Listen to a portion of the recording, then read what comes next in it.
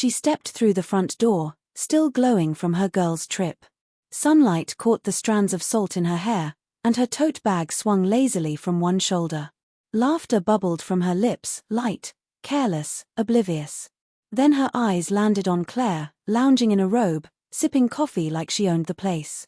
"What are you doing here, witch?" she snapped, kicking off a heel as if preparing for battle.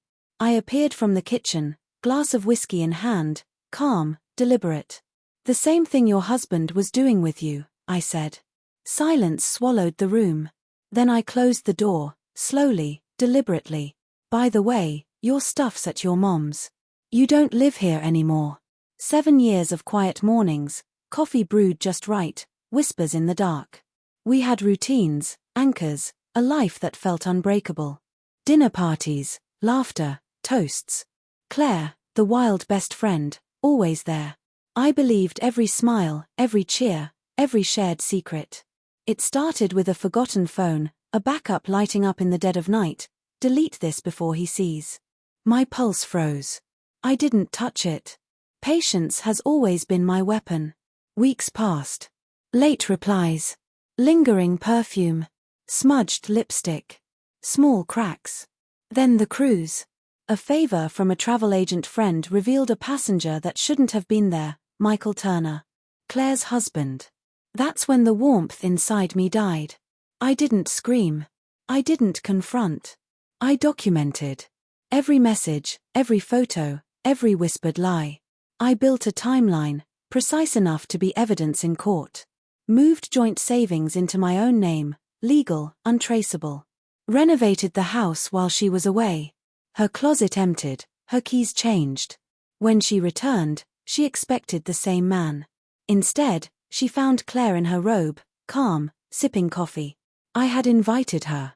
Told her about the cruise, about Michael. Claire arrived furious, trembling but unaware. I let her walk right in. I wanted her there for the moment the world flipped. My wife's face twisted in disbelief. Claire froze, silent.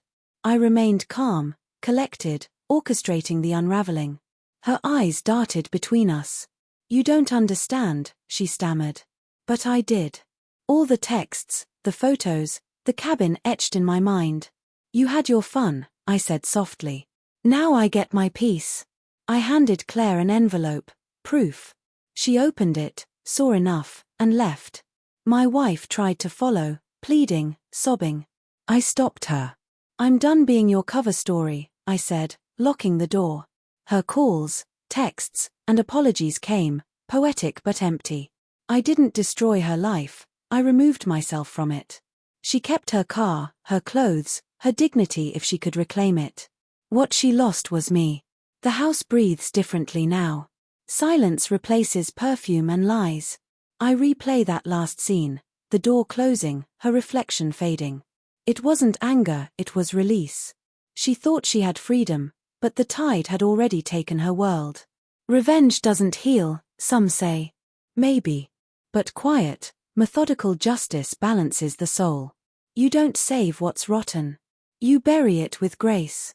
And that's exactly what I did. She returned from a cruise thinking she'd escaped. I watched from the shore, finally dry. Finally done.